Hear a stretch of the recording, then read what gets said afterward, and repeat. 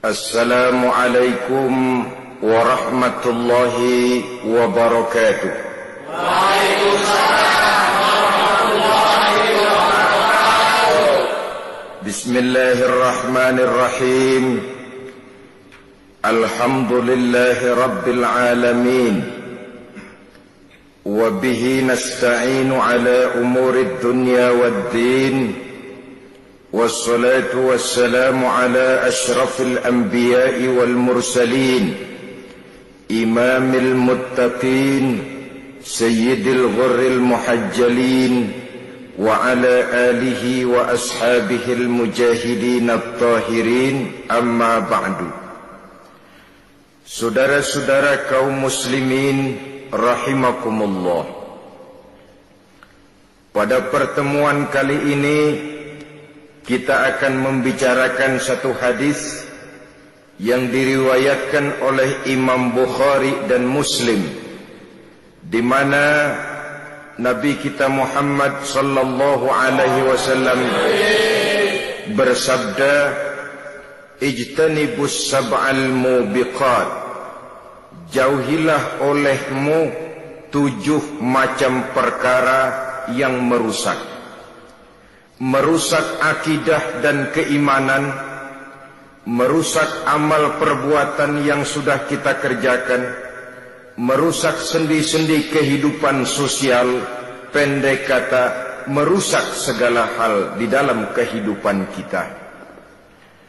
Jauhilah olehmu 7 macam perkara yang merusak. Yang pertama, asyirku billah, menyekutukan Allah subhanahu wa ta'ala. Agama dimulai dari keyakinan, maka kehancuran agama selalu dimulai dari kehancuran keyakinan, iman atau akidah yang dimiliki oleh seseorang. Dan untuk menghancurkan nilai-nilai iman yang kita miliki ini, orang rasanya tidak akan menghantam kita dengan peluru kendali. Orang tidak akan mengirimkan nuklir ke sini. Orang tidak juga akan mengirimkan satuan militernya ke sini. Untuk menghancurkan nilai-nilai iman, dibanjiri kita dengan paham-paham yang merusak dan mendangkalkan akidah. Baik ia bernama materialisme, baik ia bernama sekularisme, baik ia bernama banjirnya maksiat dan munkarat, baik ia bernama banjirnya peradaban dan kebudayaan yang menghancurkan moral daripada anak-anak kita, sedikit demi sedikit melenturkan dan melunturkan nilai-nilai keimanan kita, untuk kemudian pada waktunya nilai iman itu akan bertukar dan berganti menjadi nilai syirik kepada Allah subhanahu wa ta'ala. Atau pada sisi lain, menjadikan yang selain Allah sebagai tujuan akhir daripada kehidupan kita. Sedangkan kita sama-sama maklum bahwa di dalam pandangan agama Islam, dosa yang tidak berampun, dosa yang terbesar, termasuk dalam kategori bapak moyangnya dosa, tidak lain adalah syirik, yakni menyekutukan Allah subhanahu wa ta'ala. Pola penghancuran iman ini memang berstrategi.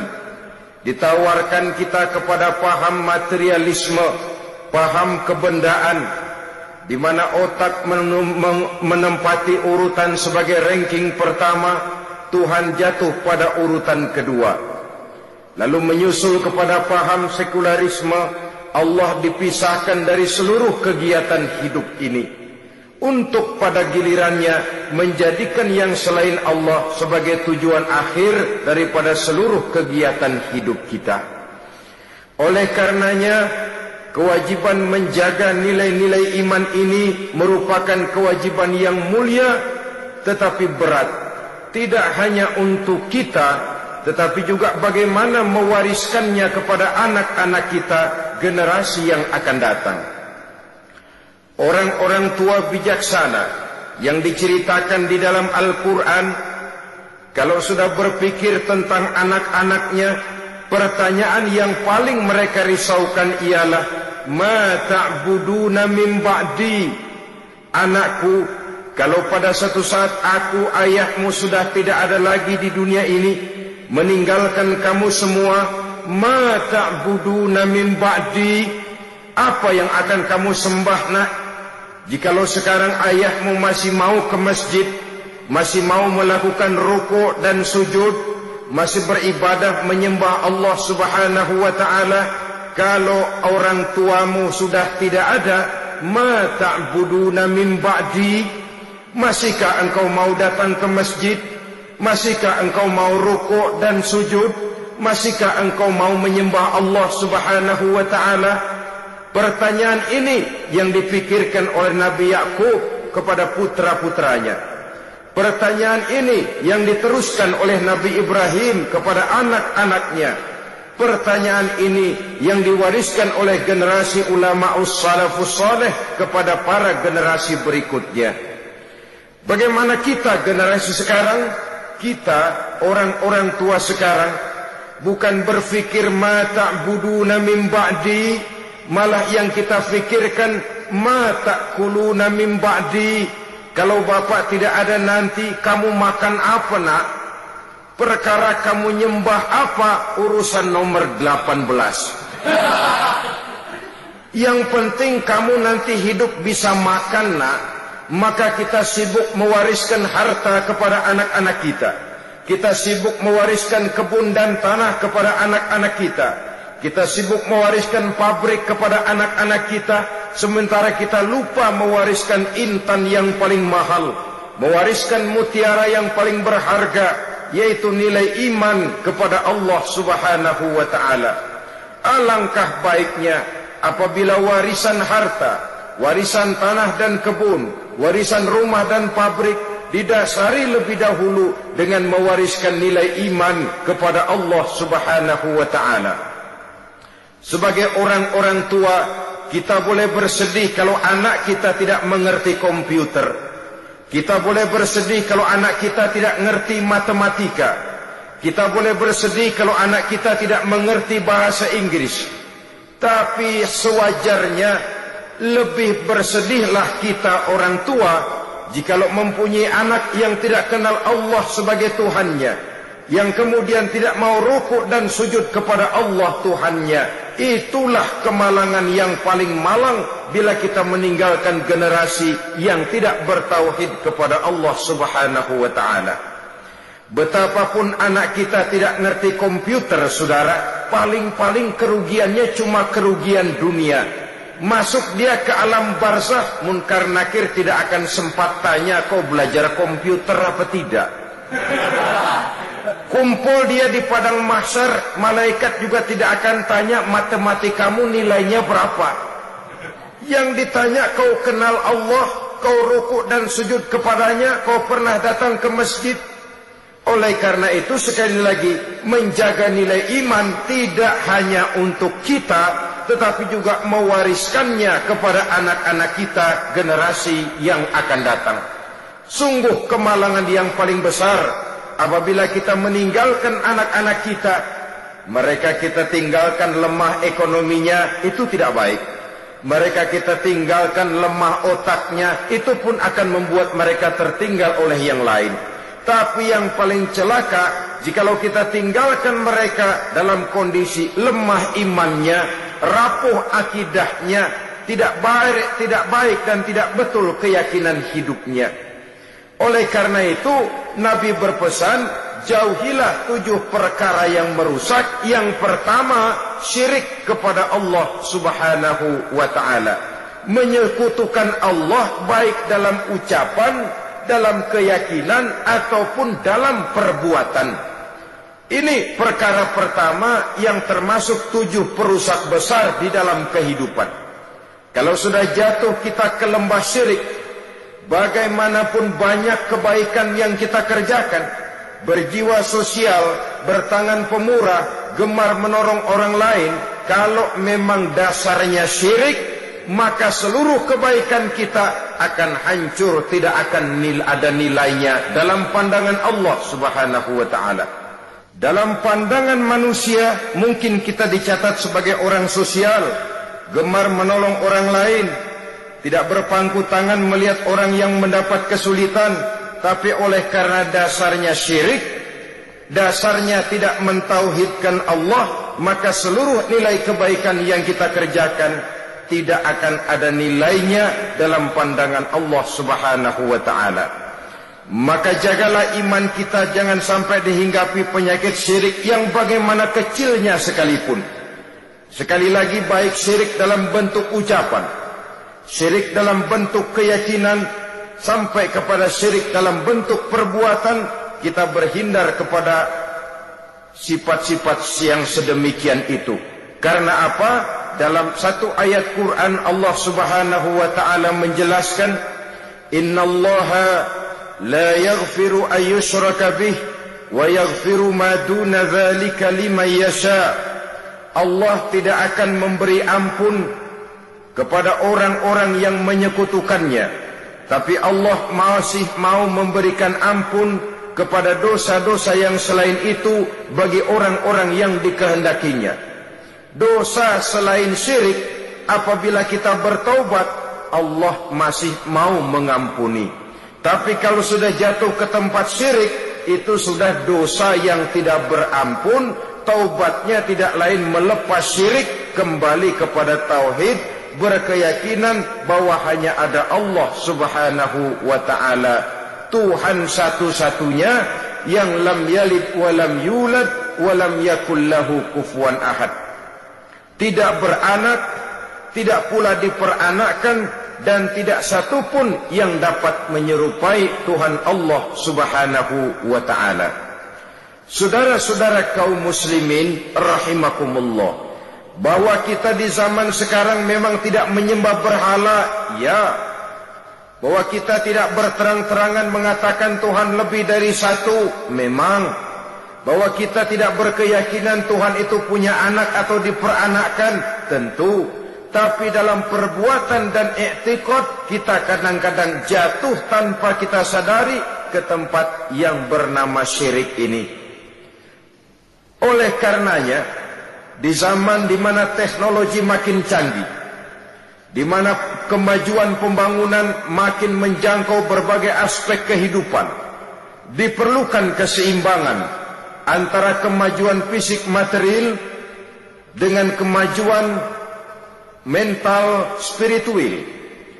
Apabila tidak ada keseimbangan, yang terwujud tentulah kepincangan, yang diawali dengan pincangnya cara kita berpikir, sehingga pada akhirnya akan mengarah kepada pincangnya cara kita berbuat dan bertindak di dalam kehidupan kita. Oleh karena itu, Nabi berpesan, jauhilah sifat syirik, karena syirik merupakan dosa yang teramat besar. Ini sifat merusak yang pertama. Yang kedua, kata Nabi, wasihra, jauhilah sihir. Sihir ini juga termasuk perkara yang merusak kehidupan. Kita semua sama-sama maklum bahwa sihir sebenarnya bukan persoalan baru. Sejak sebelum datang Islam, sihir itu sudah ada. Di zaman Yunani kuno, sihir ada. Di zaman Mesir kuno, di zaman Cina kuno, dan yang lain-lain yang serba kuno, sihir itu sudah ada. Bahkan para nabi pun, para rasul yang diutus oleh Allah Subhanahu wa ta'ala, senantiasa berhadapan dengan ahli-ahli sihir untuk menguji kebenaran dari misi yang mereka bawa. Sihir adalah perbuatan di luar kebiasaan yang bisa dikerjakan oleh ahlinya dengan bantuan jin atau setan. Hukum mempelajari sihir adalah haram, mengamalkannya lebih haram lagi. Sebab itu saudara-saudara, sihir merupakan perbuatan merusak yang harus kita jauhi. Ciri-ciri daripada perbuatan sihir, Pertama, ia mengandung tipuan, bayangan khayal. Di zaman Nabi Musa misalnya, orang melihat tambang-tambang itu seperti ular. Nabi Musa melayangkan tongkatnya menjadi ular-ular besar yang memakan ular-ular kecil ciptaan tukang-tukang sihir Fir'aun tadi. Lalu sihir bisa terjadi dengan bantuan jin kafir atau setan. Kemudian ciri yang ketiga, sifatnya halus dan tersembunyi. Taruh kata ada seorang ahli sihir yang mempergunakan ayat-ayat Quran sebagai jompa-jampe, sebagai baca-bacaan, itu cuma sekedar kedok. Tujuannya tidak lain menjadikan agama sebagai ketok untuk membenarkan cara yang dimurkai oleh Allah Subhanahu wa ta'ala. Satu hadis yang diriwayatkan oleh Imam Bazar dan Tabrani, Nabi berpesan, "Laisa minna man tatayyara lahu au takahhana au tukuhhina lahu au sahira lahu." Tidak termasuk ke dalam golonganku, kata Nabi. Tidak termasuk umatku. Siapa mereka? Man tatayyara lahu, orang yang bertatoyur. Apa tatoyur itu? Dari kalimat toyaro, artinya terbang. Toir biasa diartikan dengan burung. Tatoyaro percaya kepada suara-suara burung. Man tatayyara lahu, mempercayai, meyakini dengan benar-benar kepada suara beburungan. Kan suka ada itu, nah bunyi burung tuh, maling liwat. Maling liwat. Burung bunyi, maling liwat. Itu termasuk tatayyara lahu, percaya kepada suara burung. Kan aneh kalau suara orang nggak dipercaya, suara burung malah dipercaya. Ada ustaz ceramah, kiai ngaji, nggak mau didengerin, burung dengerin benar. Nah, suaranya dari sebelah mana? Belah kulon. Nah, itu tandanya ano. Habis dihitung-hitung. Itu termasuk tatayyara lahu. Au takahana, atau bertenung, au tukuhina, atau minta ditenungkan, au sahirolahu, atau melakukan perbuatan sihir, atau minta disihirkan. Laisa minna, tidak termasuk ke dalam golonganku, kata Nabi. Sehingga dengan demikian saudara-saudara, menghadapi sihir dengan sihir sekalipun termasuk perbuatan yang tidak diajarkan oleh agama. Kita kan mempelajari sihir untuk jaga diri. Tidak apa-apa, yang dilarang mengamalkannya, dilarang juga mempelajarinya. Sebab orang kalau sudah mengetahui, biasanya lalu terangsang untuk mencoba. Kalau percobaannya berhasil, biasanya terangsang untuk coba lagi dan coba lagi. Pada akhirnya ketagihan, lalu beralih menjadi profesi, apalagi itu nanti bisa mendatangkan hasil uang. Saudara-saudara kaum muslimin rahimakumullah, kita manusia makhluk nyata.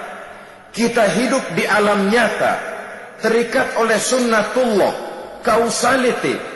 Oleh karenanya, bagi kita keyakinan yang penuh, keikhlasan di dalam bertuhankan Allah, penyerahan diri sepenuhnya hanya kepadanya, itu sudah merupakan obat penangkal yang sangat ampuh agar kita tidak terkena penyakit-penyakit yang dibuat oleh setan dan para pembantunya. Sehingga beberapa ayat Quran mengajarkan, misalnya a'udzu bikalimatillahi tammati min syarri ma khalaq, atau bismillazi la yadurru ma'asmihi syai'un fil ardi wala fis sama, dengan menyebut nama Allah yang tidak bisa mendatangkan bahaya sedikit pun, dari baik yang datang dari langit maupun yang datang dari bumi. Jiwa yang kosong dari keyakinan yang penuh kepada Allah, Jiwa yang penuh was-was dan ragu-ragu, itu yang mudah terserang oleh penyakit-penyakit yang dikerjakan oleh para tukang-tukang sihir, yaitu oleh setan dan seluruh para pembantunya. Kemudian hadis kedua yang diriwayatkan oleh Imam Ibnu Hibban, Nabi bersabda, "La yadkhulul jannata mudminu khamrin wala mu'minu bisihrin wala qati'u rahmin." Tidak masuk surga.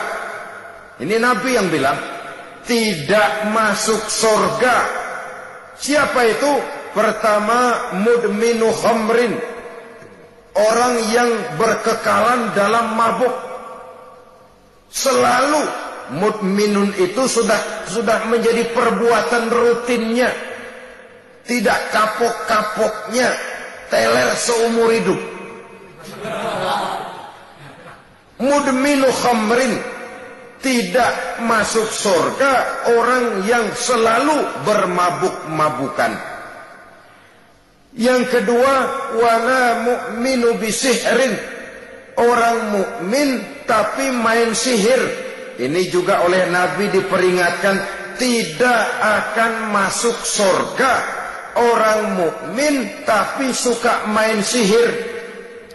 Wala qati'u rahmin, dan tidak juga orang yang memutuskan silaturahmi.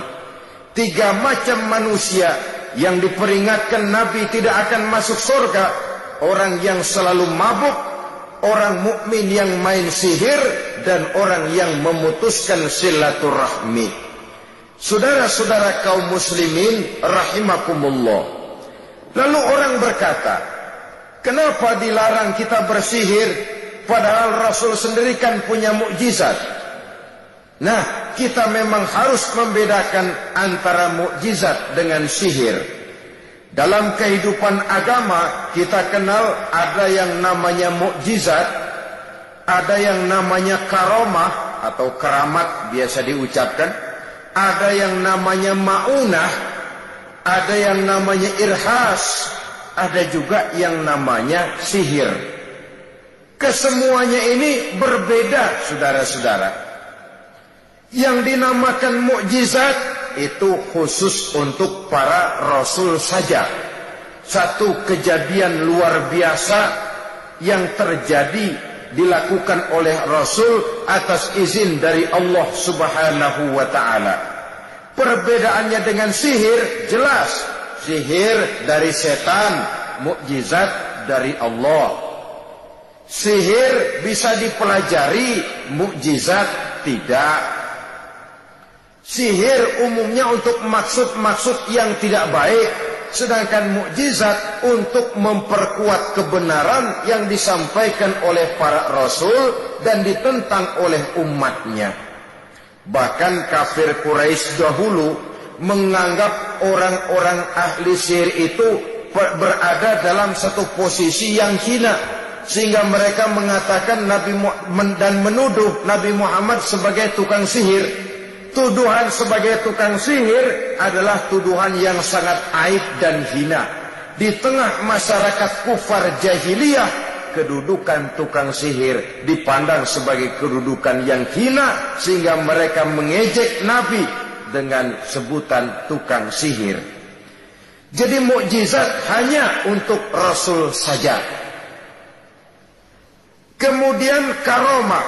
Karomah ini asal kata dari karomah, kehormatan, kemuliaan yang diberikan Allah kepada hamba-hambanya yang rajin mendekatkan diri kepadanya. Oleh karena ketekunannya melaksanakan ibadah, Allah memberikan keistimewaan kepada orang itu, yang dengan keistimewaannya dia bisa mengerjakan yang tidak bisa dikerjakan oleh orang lain. Karomah hanya bisa dicapai dengan prestasi ibadah.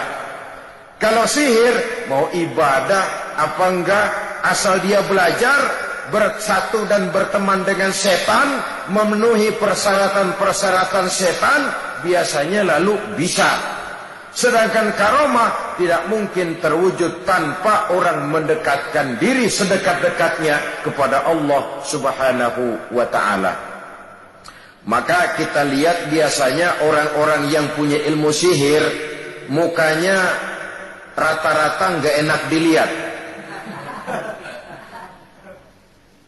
Kumuh, jauh dari air wudhu, jauh dari sujud kepada Allah, malah berteman dengan setan, menjadi pelayan-pelayannya setan.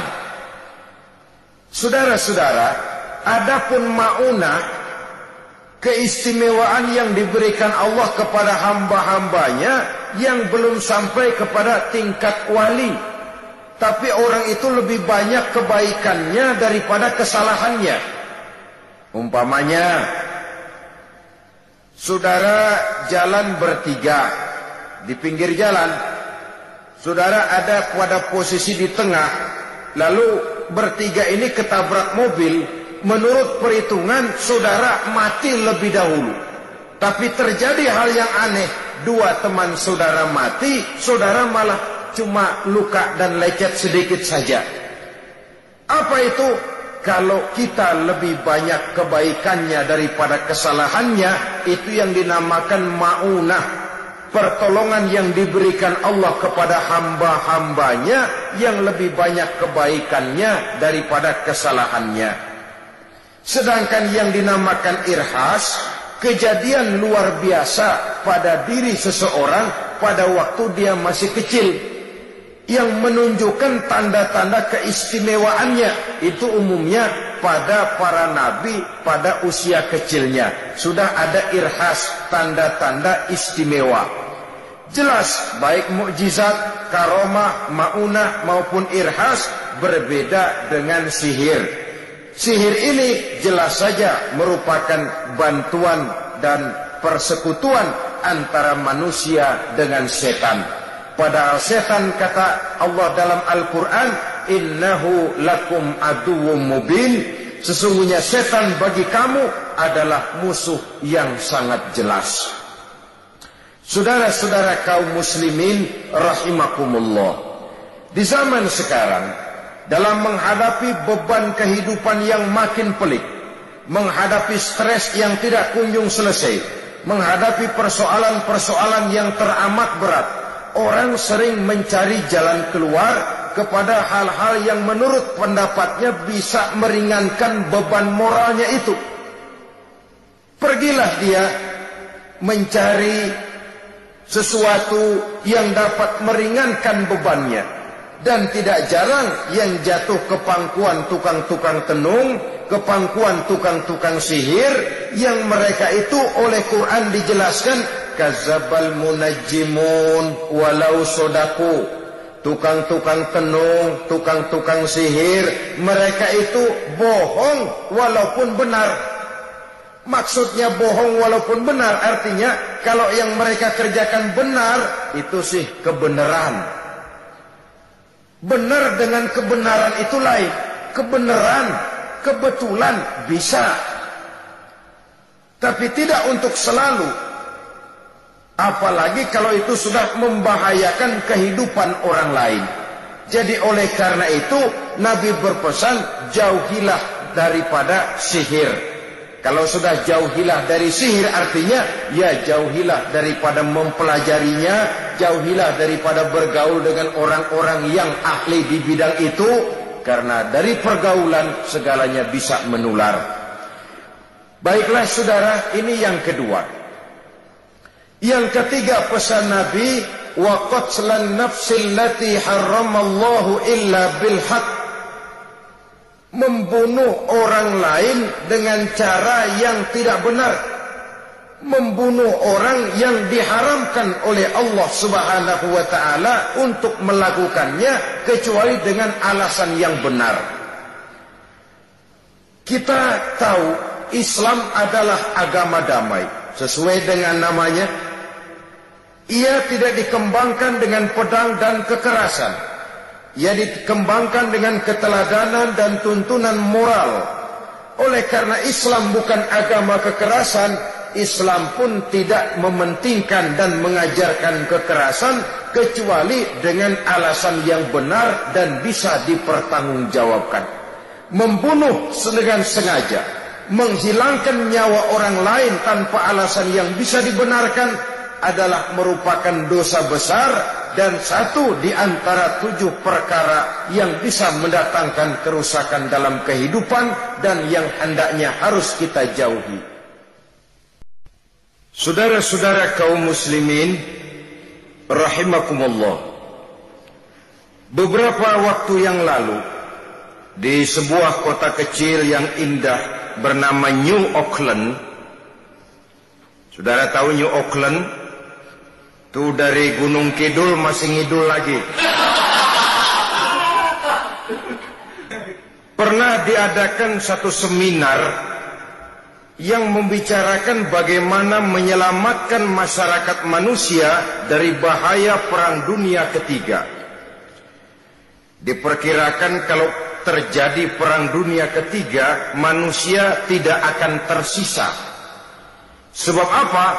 Pada waktu itu, cadangan nuklir yang dimiliki oleh bersama Amerika dan Rusia konon sudah sanggup memusnahkan 6 miliar manusia pada saat jumlah manusia baru 5 miliar.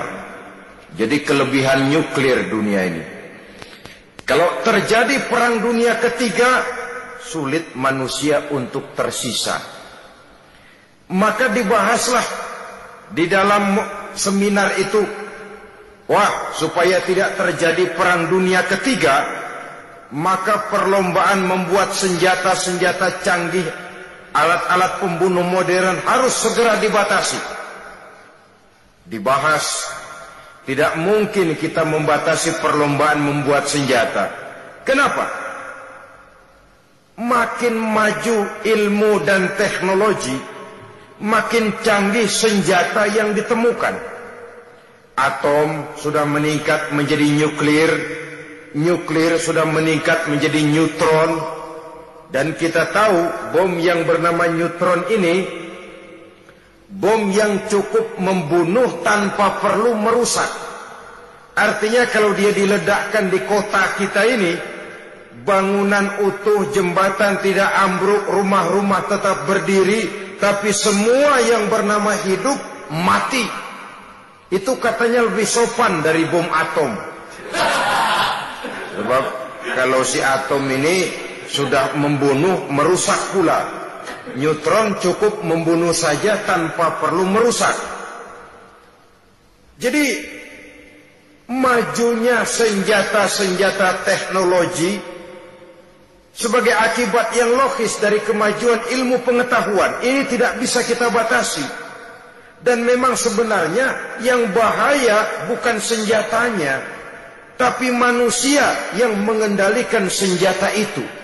Mereka kembali kepada prinsip the man behind the gun.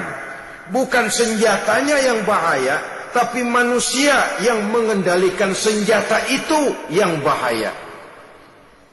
Walaupun senjatanya modern, katakanlah model M16 umpamanya, kalau yang mengendalikannya orang beriman, insya Allah aman. Tapi biar megang cuma senapan angin, kalau yang megang orang brutal, ngeri kita deket-deket. Apalagi kalau memang bukan ahlinya menggunakan senjata, bisa ngeker kaki kena jidat.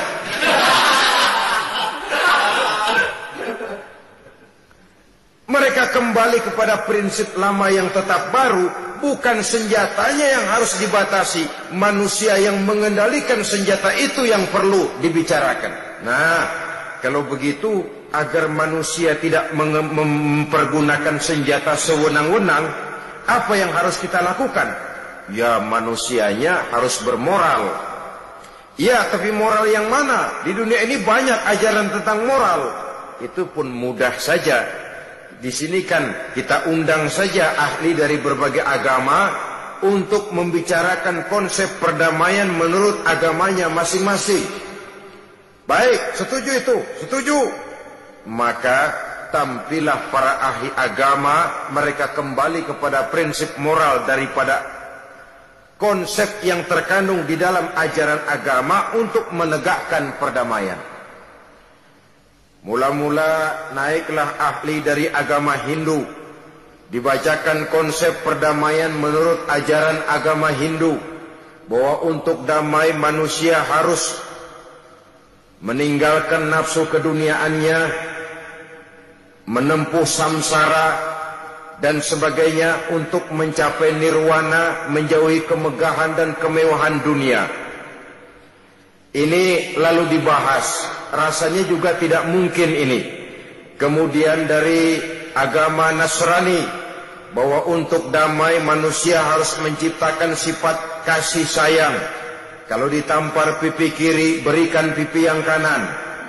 Kalau diberikan selendang, berikan baju. Nanti orang kasihan, lalu dia tidak akan nampar lagi. Ketika ini dibahas, ternyata rasanya pun tidak mungkin bisa diterima. Karena apa? Di zaman sekarang orang ditampar pipi kiri, dikasih pipi kanan. Bukan kasihan, gemes. Damai belum tentu, bonyok udah jelas. Lalu ketika dibacakan konsep perdamaian menurut Quran, di mana disampaikan ayat wa jazaa'u sayyi'atin sayyi'atun misluha faman afa wa aslaha fa ajruhu 'ala Allah. Balasan terhadap satu kejahatan adalah kejahatan yang seimbang. Tetapi barang siapa yang memberi maaf dan mencari jalan damai, itulah yang terbaik dan akan mendapat pahala dari Allah Subhanahu wa ta'ala. Kamu tidak salah ditampar pipi kirimu, tampar lagi pipi kirinya sekeras dia menampar pipi kirimu. Nanti orang tidak mau menampar kita karena dia tahu kalau dia tampar kita, dia akan menderita tamparan sekeras dia menampar kita. Akan terjadilah prinsip saling hormat menghormati, tidak saling ganggu, tidak saling usil, tidak saling jahil. Atas dasar ini perdamaian bisa ditegakkan. Mereka bisa menerima konsep ini, tapi kemudian seminar ditutup tanpa satu keputusan resmi. Kenapa? Terus terang mereka kagum dengan konsep Islam, tapi sentimen lama terhadap nilai-nilai Islam telah menutup mata mereka untuk menerima kebenaran dari ajaran Al-Quranul Karim. Saudara-saudara kaum muslimin rahimakumullah, kembali kita kepada persoalan pokok. Roh adalah dari Allah. Dia akan kembali kepada Allah, milik mutlak dari Allah. Tidak pantas kita merampasnya dari orang lain. Tidak wajar kita menghilangkannya tanpa alasan yang dibenarkan oleh agama. Di zaman sekarang, akibat persaingan hidup yang makin tajam, lapangan kerja yang makin sulit, tensi ekonomi yang makin tinggi, atau karena nilai moral yang makin rendah, atau juga karena rapuhnya pegangan orang kepada agama, nyawa rasanya sudah sedemikian murahnya. Berbagai kasus membuat berdiri bulu roma kita. Ada mayit, ada manusia dipotong 6, dicincang macam kambing. Ada yang dipotong 5, ada yang dipotong 13, dikardusin, dibuang ke tempat sampah. Inna lillahi wa inna ilaihi raji'un. Gejala apa ini? Kanibalisme. Manusia sudah demikian sadisnya, manusia sudah sedemikian buasnya, sehingga sesama manusia diperlakukan seperti hewan. Padahal hewan sendiri belum pernah macan makan macan, bagaimanapun buasnya macan. Belum pernah serigala memakan serigala, bagaimanapun brutalnya serigala. Tetapi manusia makan manusia di zaman sekarang kadang jadi kenyataan dalam kehidupan kita. Kadang persoalannya remeh saja. Soal uang 200 perak, pisau bicara, nyawa melayang. Soal rokok sebatang, celurit bicara, nyawa melayang. Soal-soal yang sama sekali tidak prinsip, begitu mudah kita menghilangkan nyawa orang lain. Padahal Nabi pernah memperingatkan, apabila 2 orang muslim sudah berkelahi dan berbunuh-bunuhan, al-qatil wal maqtul finnar, yang membunuh dan yang terbunuh dua-duanya neraka. Sahabat heran, "Ya Rasul, kalau yang terbunuh, kalau yang membunuh masuk neraka itu sih wajar. Tapi yang terbunuh kenapa neraka juga?" Beliau menjawab, "Dua-duanya sudah punya niat untuk saling membunuh. Niatnya itu yang dipunten. Yang terbunuh cuman lagi apes aja keduluan dia. Umpama tidak terbunuh, pasti dia yang akan membunuh. Oleh karenanya al-qatil wal maktul, yang membunuh dan yang dibunuh finnar, dua-duanya masuk ke dalam neraka. Islam menghormati kehidupan. Tidak hanya terbatas kepada sesama muslim, orang-orang yang berlainan agama pun yang mau hidup berukun, damai, berdampingan dengan umat Islam, jiwa mereka, darah mereka dilindungi oleh nilai-nilai Islam yang disebut dengan kafir zimmi ini. Mengganggu mereka sama saja dengan mengganggu aku, kata Nabi. Jadi oleh karena itu, sayangilah sesama. Kehidupan adalah anugerah Allah. Bukan wewenang kita untuk mencabutnya dari orang lain. Bukan wewenang kita untuk merampas dan menghilangkannya dari orang lain. Apa yang tidak enak terjadi pada diri kita, begitu pula lah apabila terjadi pada diri orang lain.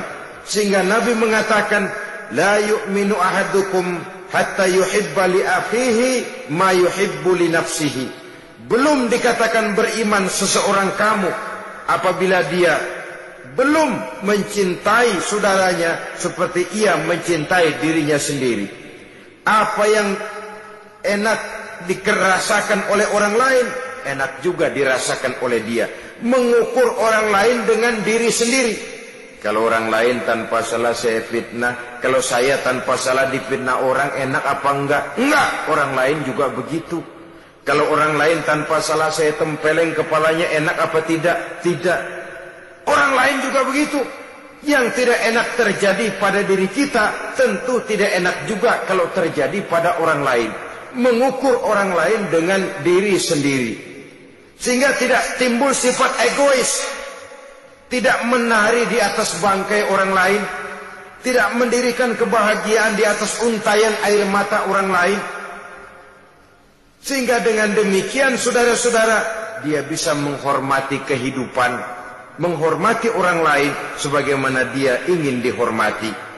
Inilah perbuatan ketiga yang merusak, membunuh orang lain dengan yang diharamkan Allah tanpa alasan yang benar.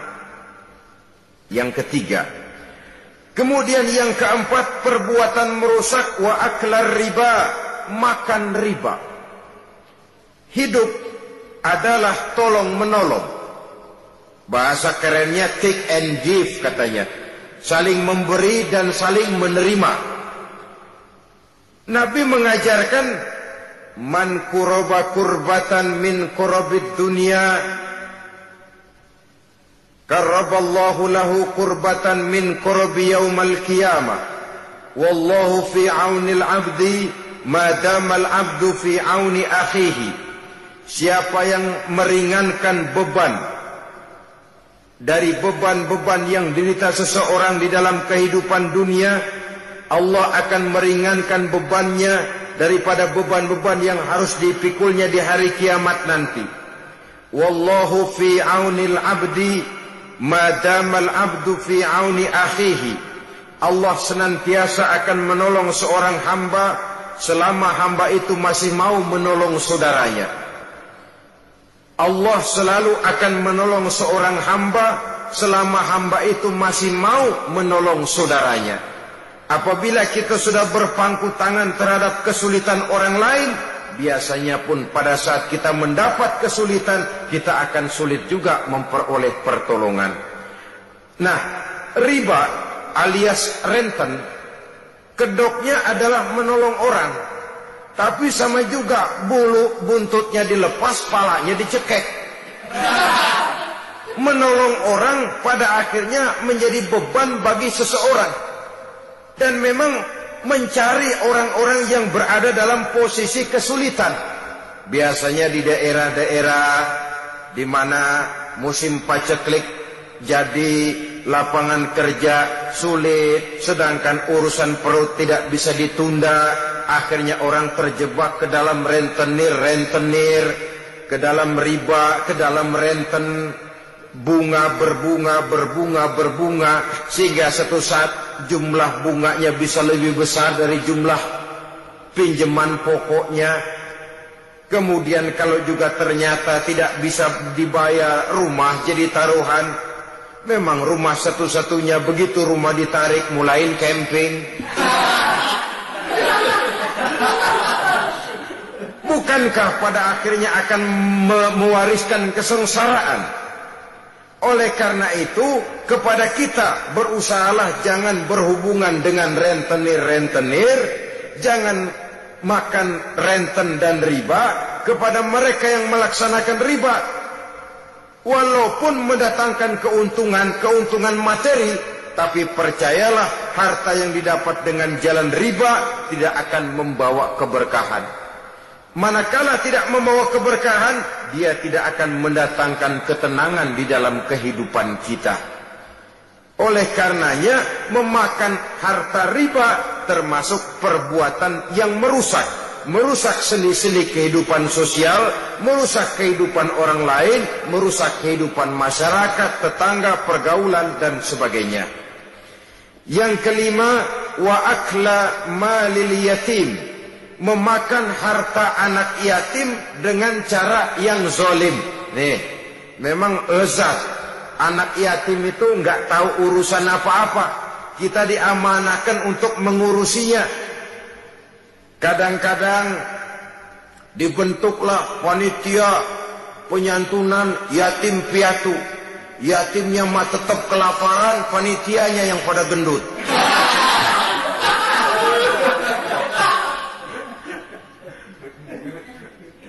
Padahal memakan harta anak yatim termasuk perbuatan dosa besar.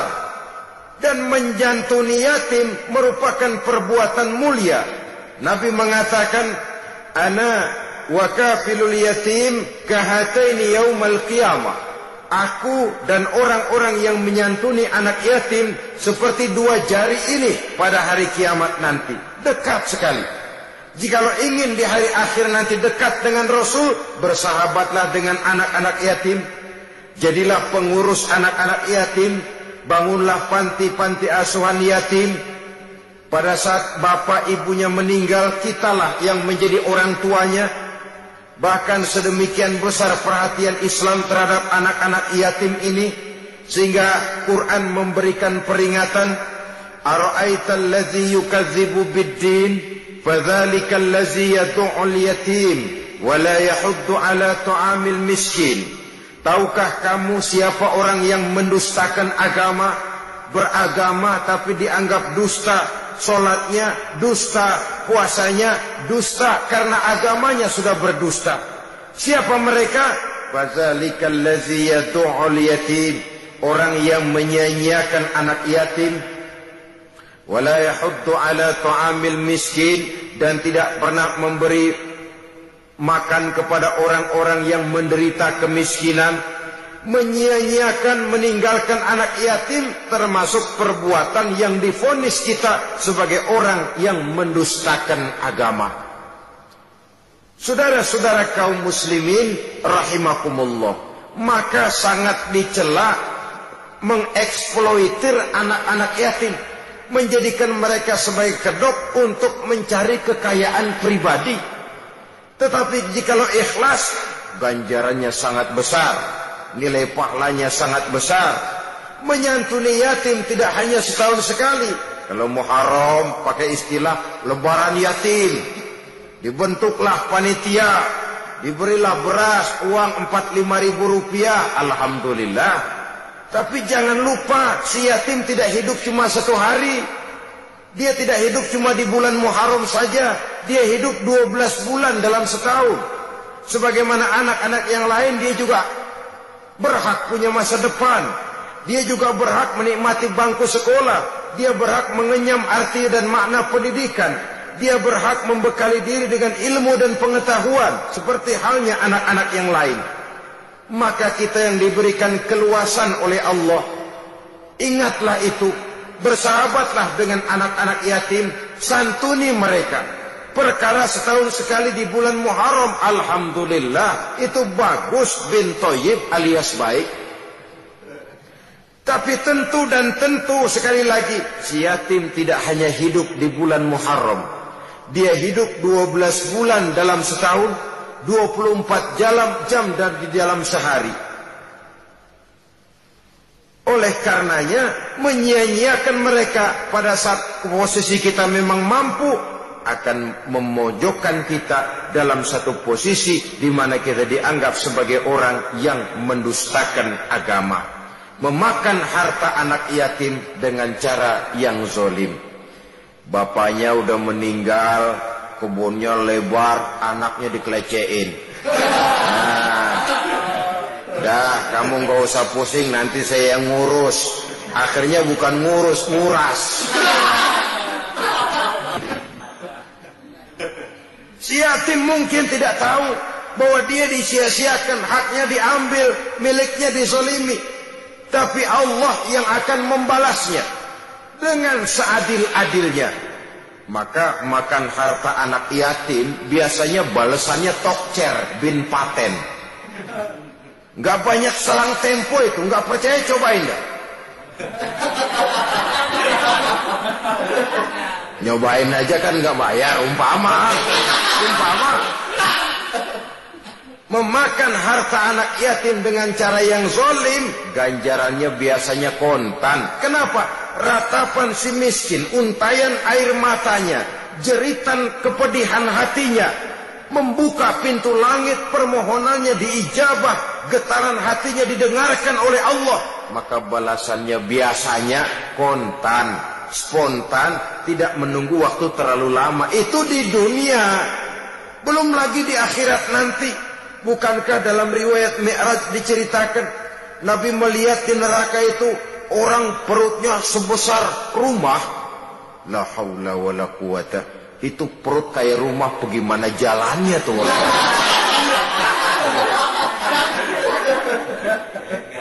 Dan memang gak jalan, diseret-seret oleh malaikat di neraka itu.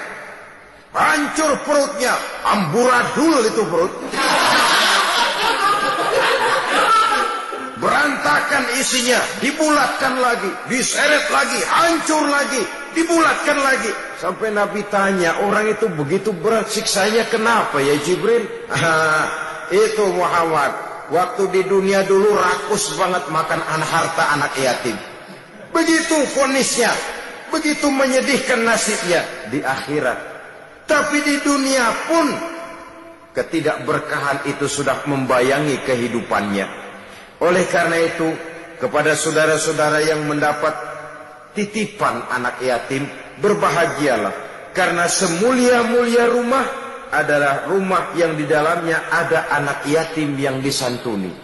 Sehina-hina rumah adalah rumah di mana di dalamnya ada anak yatim yang disia-siakan. Begitu kata Nabi kita. Rumah yang paling mulia dalam pandangan Allah, rumah yang di dalamnya ada anak yatim yang disantuni. Rumah yang paling hina dalam pandangan Allah, rumah yang di dalamnya ada anak yatim yang nasibnya disia-siakan. Berbahagialah saudara apabila menjadi penyantun anak-anak yatim, pelindung mereka, sehingga mereka mempunyai masa depan sebagaimana anak-anak lainnya. Rasulullah sendiri sedemikian peka terhadap keadaan anak-anak yatim karena beliau sendiri memang mengalami umur 6 bulan dalam kandungan ibu, beliau sudah ditinggalkan oleh ayahnya. Pada saat berusia 6 tahun ibu sudah meninggal. Yatim piatu dalam usia di mana beliau sedang perlu belas kasih seorang ibu dan pengertian seorang bapa. Kepekaan itu lalu timbul, bahkan kemudian sampai kepada beliau berkata, aku dan orang yang menyantuni anak yatim seperti jari tengah dan jari telunjuk di hari akhirat nanti. Sedemikian dekatnya. Baiklah ya, jadi yang kelima, memakan harta anak yatim. Jauhi karena ini perbuatan yang merusak. Yang keenam, watawalli yaumaz zahfi melarikan diri pada hari pertempuran. Apa ini? Khianat. Tidak konsekuen dengan konsep perjuangan. Pada mulanya keras benar teriak, berantas korupsi, ganyang korupsi. Cuma karena belum dapat giliran. Begitu dia naik dapat kesempatan, korupsinya lebih edan dari yang diteriakinya. Ini termasuk tawalli yauma zahfi, berpaling pada hari peperangan. Di saat menghadapi musuh, kalau belum kelihatan musuh, teriaknya nyaring bener. Jangan takut demi kebenaran sampai titik darah yang paling penghabisan. Musuh belum kelihatan. Begitu musuh sudah kelihatan, paling dulu lari ke belakang.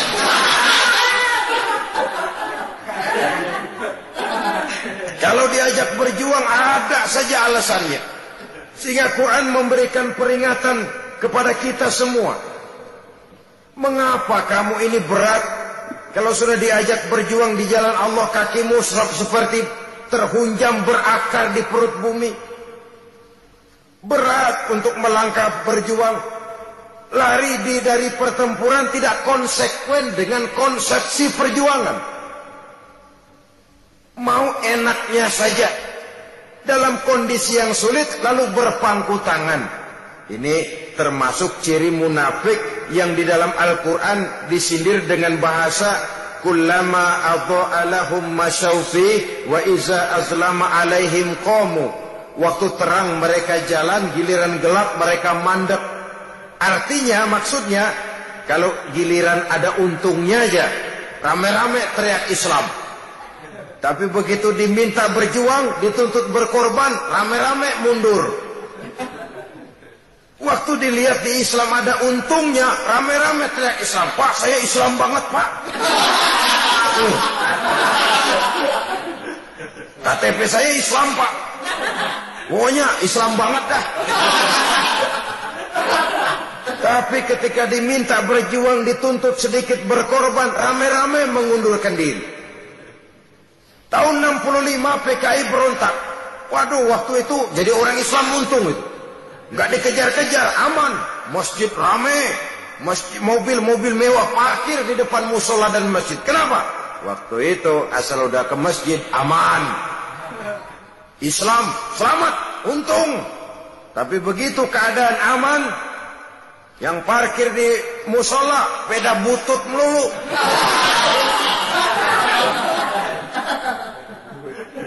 Waktu terang mereka jalan, waktu gelap mereka berhenti. Dikala di Islam ada untungnya, baru wah Islam bagus, Islam hebat. Tapi waktu dilihat ada kerugian, jangan bawa-bawa Islam dah. Jangan bicara soal Islam, ini kan bukan soal agama. Bukan soal agama. La haula wa la quwata illa billah. Beragama kita ambil talfiq fid din, mengambil yang enteng-enteng saja dalam urusan beragama ini. Tidak konsekuen kita dengan Islam kita. Seolah kita mau memilih mana yang terasa cocok sama selera kita, kita teriak Islam. Beratan aja dikit, rame-rame berpaling. Itu termasuk tawalli yaumaz zahfi. Para pengkhianat, mental-mental hipokrit yang tidak mau konsekuen menghadapi segala bahaya. Itu termasuk perbuatan yang merusak. Kenapa? Kalau cuma dia saja yang lari, mungkin tidak jadi soal. Tapi larinya ini akan mempengaruhi orang lain. Nah, pengaruhnya itu yang dicegah. Sebab kalau satu sudah mulai lari, yang lain mulai ngelirik. Ketika yang dilirik kemudian tidak ada reaksi, dia akan ikut lari. Artinya apa? Seorang muslim harus konsekuen dengan konsep perjuangannya, dengan keyakinan keagamaannya, dan tidak memilih yang enak-enak saja di dalam kehidupan beragama. Lari dari pertempuran, bermental khianat, mengkhianati agama, merupakan satu di antara sifat yang merusak. Terakhir saudara, wa qazfal muhsanatil ghafilatil mu'minat, menuduh perempuan baik-baik yang tidak tahu menahu tentang tuduhan yang dituduhkan kepadanya, menuduh perempuan mukmin yang baik-baik yang tidak tahu menahu tentang tuduhan yang dilakukan kepadanya. Fitnah lebih bahaya daripada pembunuhan. Orang yang tidak salah bisa hancur namanya, orang yang berniat baik bisa ambruk perjuangannya oleh karena fitnah. Sehingga dikatakan al-fitnatu asyaddu minal qatli. Fitnah lebih bahaya daripada pembunuhan. Maka memfitnah ini termasuk satu dosa di antara 7 hal merusak yang harus kita jauhi semampu kita, semampu-mampunya. Mengupayakan sebisa-bisanya jangan sampai terjebak ke dalam hal yang demikian. Nah, saudara-saudara, inilah saja pertemuan kali ini. Mudah-mudahan ada manfaatnya. Semoga Allah memberikan kekuatan zahir dan batin kepada kita untuk bisa menjauhi 7 perkara yang merusak ini. Terima kasih atas segala perhatian. Mohon maaf atas segala kekurangan. Wabillahi taufiq wal hidayah. Wassalamualaikum warahmatullahi wabarakatuh. Waalaikumsalam.